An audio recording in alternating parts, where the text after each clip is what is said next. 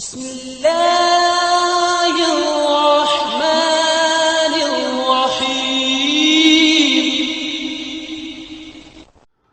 اعوذ باللہ من الشیطان الرجیم بسم اللہ الرحمن الرحیم السلام علیکم۔ آج آپ کا میزبان ڈاکٹر کاشف بشیر تفہیم القرآن سیریز کی قسط نمبر 184 کے ساتھ آپ کے سامنے حاضر خدمت ہے، جس میں ہم انشاءاللہ سورہ ہود کی آیت نمبر 6 سے آغاز کر رہے ہیں، اور یہیں سے ہمارا الحمدللہ پارہ نمبر 12 بھی آغاز پا رہا ہے۔ اللہ تعالیٰ سے دعا ہے کہ اللہ تعالیٰ ہمیں اس راستے میں استقامت سے نوازے، اور ہمارے اس سلسلے کے دوران جو کوئی پڑھنے کی، املا کی، تلفظ کی غلطیاں ہوں اللہ تعالیٰ اپنی رحمت سے معاف فرمائے، اور ہمارے اس پڑھنے کو اور آپ کے سننے کو قبول فرمائے۔ بسم اللہ الرحمن الرحیم۔ وَمَا مِن دَابَّةٍ فِي الْأَرْضِ إِلَّا عَلَى اللَّهِ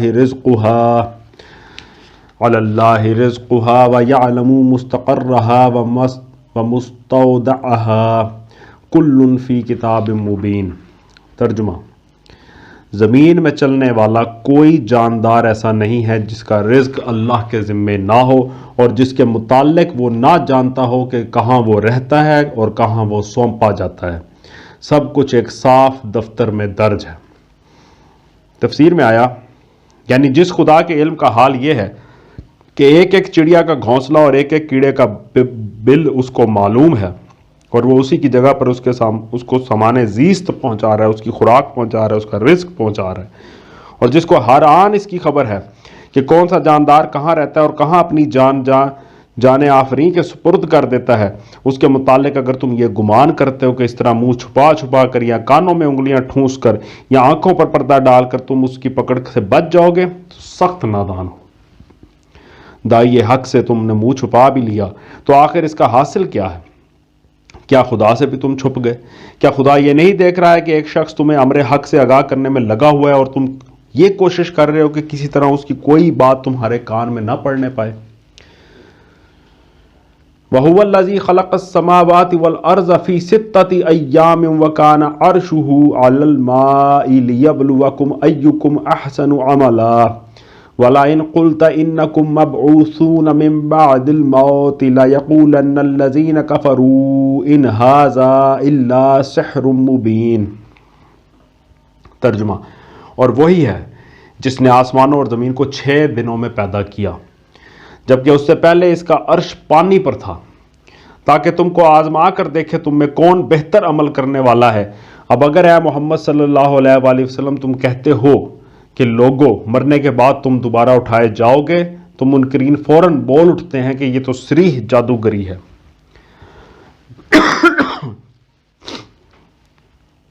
معاف کیجیے گا۔ اس سے پہلے اس کا عرش پانی پر تھا۔ تفسیر میں آیا جملہ معترضہ ہے، جو غالباً لوگوں کے اس سوال کے جواب میں فرمایا گیا کہ آسمان و زمین اگر پہلے نہ تھے اور بعد میں پیدا کیے گئے تو پہلے کیا تھا؟ اس سوال کو یہاں نقل کیے بغیر اس کا جواب اس مختصر سے فقرے میں دے دیا گیا کہ پہلے پانی تھا۔ ہم نہیں کہہ سکتے کہ اس پانی سے مراد کیا ہے۔ یہی پانی جسے ہم اس نام سے جانتے ہیں، یا یہ لفظ محض استعارے کے طور پر مادے کی اس مائع حالت کے لیے، یعنی فلوئڈ شیپ کے لیے، فلوئڈ جو اسٹیٹ آف میٹر ہے کے لیے استعمال کیا گیا، جو موجودہ صورت میں ڈھالے جانے سے پہلے تھی۔ رہا یہ ارشاد کہ خدا کا عرش پہلے پانی پر تھا، تو اس کا مفہوم ہماری سمجھ میں یہ آتا ہے کہ خدا کی سلطنت پانی پر تھی۔ آیت میں پھر آیا کہ تاکہ تم کو آزما کر دیکھے تم میں بہتر عمل کرنے والا کون ہے۔ اس کے حوالے سے تفسیر میں آیا کہ اس ارشاد کا مطلب یہ ہے کہ اللہ تعالیٰ نے زمین و آسمان کو اس لیے پیدا کیا کہ تم کو، یعنی انسان کو پیدا کرنا مقصود تھا، اور تمہیں اس لیے پیدا کیا کہ تم پر اخلاق کی ذمہ داری کا بار ڈالا جائے، تم کو خلافت کے اختیارات سپرد کیے جائیں، اور پھر دیکھا جائے کہ تم میں سے کون ان اختیارات کو اور اس اخلاقی ذمہ داری کے بوجھ کو کس طرح سنبھالتا ہے۔ اگر اس تخلیق کی تہ میں یہ مقصد نہ ہوتا، اگر اختیارات کی تفویض کے باوجود کسی امتحان کا، کسی محاسبے اور باز پرس کا اور کسی جزا و سزا کا کوئی سوال نہ ہوتا، اور اگر انسان کو اخلاقی ذمہ داری کا حامل ہونے کے باوجود یوں ہی بے نتیجہ مر کر مٹی ہو جانا ہوتا، تو پھر یہ سارا کار تخلیق بالکل ایک محمل کھیل تھا، اور اس تمام ہنگامہ وجود کی کوئی حیثیت ایک فعل عبث کے سوا نہ تھی۔ آیت کے آخر میں آیا کہ مرنے کے بعد تم دوبارہ اٹھائے جاؤ گے، اس بارے میں جب بات کرتے ہیں تو منکرین فوراً بول اٹھتے ہیں کہ یہ تو صریح جادوگری ہے۔ اس حوالے سے آیا تفسیر میں، یعنی ان لوگوں کی نادانی کا یہ حال ہے کہ کائنات کو ایک کھلنڈرے کا گھروندہ اور اپنے آپ کو اس کا جی بہلانے کا کھلونا سمجھ بیٹھے ہیں، اور اسے احمقانہ تصور میں اتنے مگن ہیں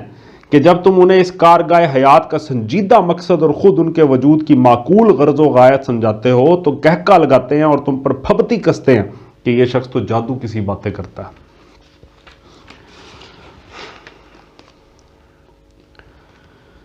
وَلَئِنْ أَذَقْنَا الْإِنسَانَ مِنَّا رَحْمَةً ثُمَّ معاف کیجیے گا وَلَئِنْ أَخَّرْنَا عَنْهُمُ الْعَذَابَ إِلَىٰ أُمَّةٍ مَّعْدُودَةٍ لَيَقُولُنَّ مَا يَحْبِسُهُ أَلَا يَوْمَ يَأْتِيهِمْ لَيْسَ مَصْرُوفًا عَنْهُمْ وَحَاكَ بِهِمْ مَا كَانُوا بِهِ يَسْتَهْزِئُونَ۔ ترجمہ، اور اگر ہم ایک خاص مدت تک ان کی سزا کو ٹالتے ہیں تو وہ کہنے لگتے ہیں کہ آخر کس چیز نے اسے روک رکھا ہے۔ سنو، جس روز اس سزا کا وقت آ گیا تو وہ کسی کے پھیرے نہ پھر سکے گا، اور وہی چیز ان کو آ گھیرے گی جس کا وہ مذاق اڑا رہے ہیں۔ وَلَئِنْ أَذَقْنَا الْإِنسَانَ مِنَّا رَحْمَةً ثُمَّ نَزَعْنَاهَا مِنْهُ إِنَّهُ لَيَئُوسٌ کفور۔ ترجمہ،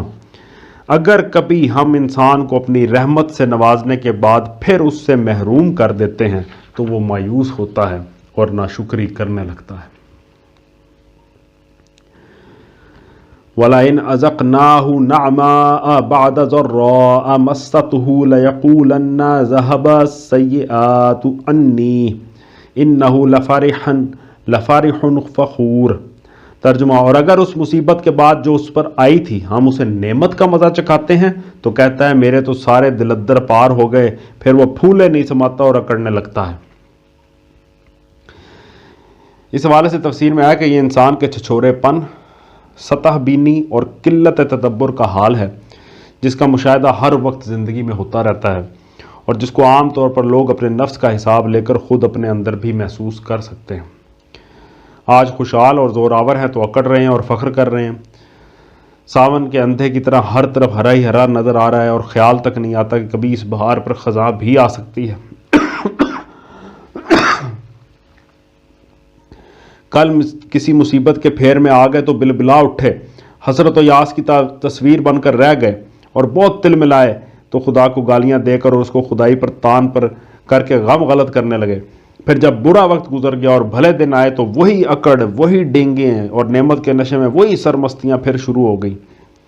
انسان کی ذلیل صفت کا یہاں کیوں ذکر ہو رہا ہے؟ اس کی غرض ایک نہایت لطیف انداز میں لوگوں کو اس بات پر متنبہ کرنا ہے کہ آج اطمینان کے ماحول میں جب ہمارا پیغمبر تمہیں خبردار کرتا ہے کہ خدا کی نافرمانیاں کرتے رہو گے تو تم پر عذاب آئے گا، اور تم اس کی یہ بات سن کر ایک زور کا ٹھٹھا مارتے ہو اور کہتے ہو کہ دیوانے دیکھتا نہیں کہ ہم پر نعمتوں کی بارش ہو رہی ہے، ہر طرف ہماری بڑائی کے پھر پورے اڑ رہے ہیں، اس وقت تجھے دن دہاڑے یہ ڈراؤنا خواب کیسے نظر آ گیا کہ کوئی عذاب ہم پر ٹوٹ پڑنے والا ہے؟ تو دراصل پیغمبر کی نصیحت کے جواب میں تمہارا یہ ٹھٹھا اسی ذلیل صفت کا ذلیل ترین مظاہرہ ہے۔ خدا تو تمہاری گمراہیوں اور بدکاریوں کے باوجود محض اپنے رحم و کرم سے تمہاری سزا میں تاخیر کر رہا ہے تاکہ تم کسی طرح سنبھل جاؤ، مگر تم اس مہلت کے زمانے میں یہ سوچ رہے ہو کہ ہماری خوشحالی کیسی پائیدار بنیادوں پر قائم ہے، اور ہمارا یہ چمن کیسا سدا بہار ہے کہ اس پر خزاں آنے کا کوئی خطرہ ہے ہی نہیں۔ إِلَّا الَّذِينَ صَبَرُوا وَعَمِلُوا الصَّالِحَاتِ أُولَئِكَ لَهُم مَغْفِرَةٌ وَأَجْرٌ کبیر۔ ترجمہ، اس عیب سے پاک اگر کوئی ہیں تو بس وہ لوگ جو صبر کرنے والے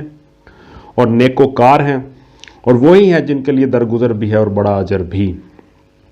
صبر کرنے والے، صبر کی ایک اور مفہوم پر یہاں پہ روشنی پڑتی ہے۔ صبر کی صرف اس چھچور پن کی ضد ہے جس کا ذکر اوپر کیا گیا۔ صابر وہ شخص ہے جو زمانے کے بدلتے ہوئے حالات میں اپنے ذہن کے توازن کو برقرار رکھے۔ اگر کبھی حالات سازگار ہوں اور وہ دولت مندی، اقتدار اور ناموری کے آسمانوں پر چڑھا چلا جا رہا ہو تو بڑائی کے نشے میں مست ہو کر بہکنے نہ لگے۔ اور اگر کسی دوسرے وقت مصائب اور مشکلات کی چکی اسے پیس ڈال رہی ہو تو اپنے جوہر انسانیت کو اس میں ضائع نہ کر دے۔ خدا کی طرف سے آزمائش خواہ نعمت کی صورت میں آئے یا مصیبت کی صورت میں، دونوں صورتوں میں اس کی بربادی اپنے حال پر قائم رہے، اس کی بردباری اپنے حال پر قائم رہے، اور اس کا ظرف کسی چیز کی بھی چھوٹی یا بڑی مقدار سے چھلک نہ پڑے، یعنی اس میں ٹھہراؤ ہو۔ اللہ کا شکر، بیسیکلی اللہ کا شکر ادا کرے، وہ جب اجر ملے تو شکر ادا کرے، جب مشکل میں ہو تو توبہ کرے، اللہ تعالیٰ سے راضی ہو۔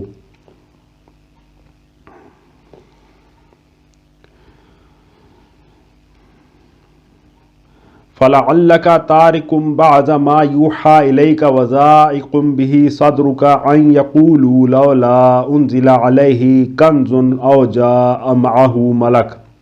إِنَّمَا أَنتَ نَذِيرٌ وَاللَّهُ عَلَىٰ كُلِّ شَيْءٍ وَكِیلٌ۔ ترجمہ: تو اے پیغمبر صلی اللہ علیہ وآلہ وسلم، کہیں ایسا نہ ہو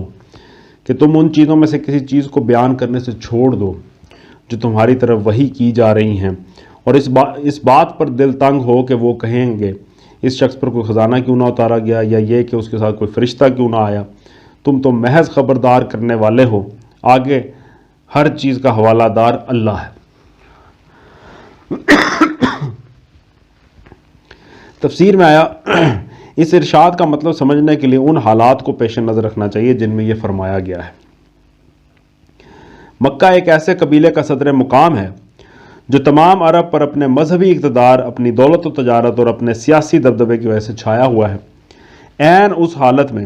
جبکہ یہ لوگ اپنے انتہائی عروج پر ہیں، اس بستی کا ایک آدمی اٹھتا ہے اور علل اعلان کہتا ہے کہ جس مذہب کے تم پیشوا ہو دوسرا وہ سراسر گمراہی ہے، جس نظام تمدن کے تم سردار ہو وہ اپنی جڑ تک گلا ہوا ہے اور سڑا ہوا نظام ہے۔ خدا کا عذاب تم پر ٹوٹ پڑنے کے لیے تلا کھڑا ہے، اور تمہارے لیے اس سے بچنے کی کوئی صورت اس کے سوا نہیں ہے کہ اس مذہب حق اور اس نظام صالح کو قبول کر لو جو میں خدا کی طرف سے تمہارے سامنے پیش کر رہا ہوں۔ اس شخص کے ساتھ اس کی پاک سیرت اور اس کی معقول باتوں کے سوا کوئی ایسی غیر معمولی چیز نہیں ہے جس سے عام لوگ اسے مامور من اللہ سمجھیں، اور گرد و پیش کے حالات میں بھی مذہب و اخلاق اور تمدن کی گہری بنیادی خرابیوں کے سوا کوئی ایسی ظاہری علامت نہیں ہے جو نزول عذاب کی نشاندہی کرتی ہو، بلکہ اس کے برعکس تمام نمایاں علامتیں یہی ظاہر کر رہی ہیں کہ ان لوگوں پر خدا کا اور ان کے عقیدے کے مطابق دیوتاؤں کا بڑا فضل ہے، اور جو کچھ وہ کر رہے ہیں ٹھیک کر رہے ہیں۔ ایسے حالات میں یہ بات کہنے کا نتیجہ یہ ہوتا ہے، اور اس کے سوا کچھ ہو بھی نہیں سکتا کہ چند نہایت صحیح الدماغ اور حقیقت رس لوگوں کے سوا بستی کے سب لوگ اس کے پیچھے پڑ جاتے ہیں۔ کوئی ظلم و ستم سے اس کو دبانا چاہتا ہے، کوئی جھوٹے الزامات اور اوچھے اعتراضات سے اس کی ہوا اکھاڑنے کی کوشش کرتا ہے، کوئی متعصبانہ بے رخی سے اس کی ہمت شکنی کرتا ہے، اور کوئی مذاق اڑا کر، آوازیں اور پھپتیاں کس کر اور ٹھٹھے لگا کر اس کی باتوں کو ہوا میں اڑا دینا چاہتے ہیں۔ یہ استقبال جو کئی سال تک اس شخص کی دعوت کا ہوتا رہتا ہے، جیسا کچھ دل شکن اور مایوس کن ہو سکتا ہے، وہ ظاہر ہے۔ بس یہی صورتحال ہے جس میں اللہ تعالیٰ اپنے پیغمبر کی ہمت بندھانے کے لیے تلقین فرماتا ہے کہ اچھے حالات میں پھول جانا اور برے حالات میں مایوس ہو جانا چھچورے لوگوں کا کام ہے۔ ہماری نگاہ میں قیمتی انسان وہ ہے جو نیک ہو اور نیکی کے راستے پر صبر و ثبات اور پامردی کے ساتھ چلنے والا ہو۔ لہٰذا جس تعصب سے، جس بے رخی سے، جس تضحیک و استہزاء سے اور جن جاہلانہ اعتراضات سے تمہارا مقابلہ کیا جا رہا ہے، ان کی وجہ سے تمہارے پائے ثبات میں ذرا لغزش نہ آنے پائے۔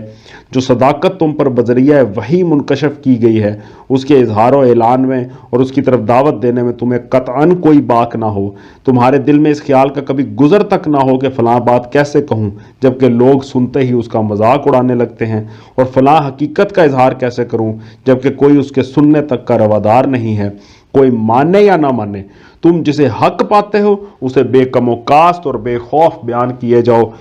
آگے سب معاملات اللہ کے حوالے ہیں۔ ام یقولون افتراہ قل فأتوا بعشر سور مثلہ مفتریات وادعوا من استطعتم من دون اللہ ان کنتم صادقین۔ ترجمہ: کیا یہ کہتے ہیں کہ پیغمبر نے یہ کتاب خود گھڑ لی ہے؟ کہو اچھا یہ بات ہے تو اس جیسی گھڑی ہوئی 10 صورتیں تم بنا لو اور اللہ کے سوا اور جو جو تمہارے معبود ہیں ان کو مدد کے لیے بلا سکتے ہو تو بلا لو اگر تم انہیں معبود سمجھنے میں سچے ہو۔ فَإِن لَّمْ يَسْتَجِيبُوا لَكُمْ فَاعْلَمُوا أَنَّمَا أُنزِلَ بِعِلْمِ اللَّهِ وَأَن لَّا إِلَٰهَ إِلَّا هُوَ فَهَلْ أَنتُم مُّسْلِمُونَ۔ ترجمہ، اب اگر وہ تمہارے معبود تمہاری مدد کو نہیں پہنچتے تو جان لو کہ یہ اللہ کے علم سے نازل ہوئی ہے، اور یہ کہ اللہ کے سوا کوئی حقیقی معبود نہیں ہے، پھر کیا تم اس امر حق کے آگے سر تسلیم خم کرتے ہو؟ تفسیر میں آیا یہاں ایک ہی دلیل سے قرآن کے کلام الہی ہونے کا ثبوت فراہم کر دیا گیا ہے اور توحید کا ثبوت بھی۔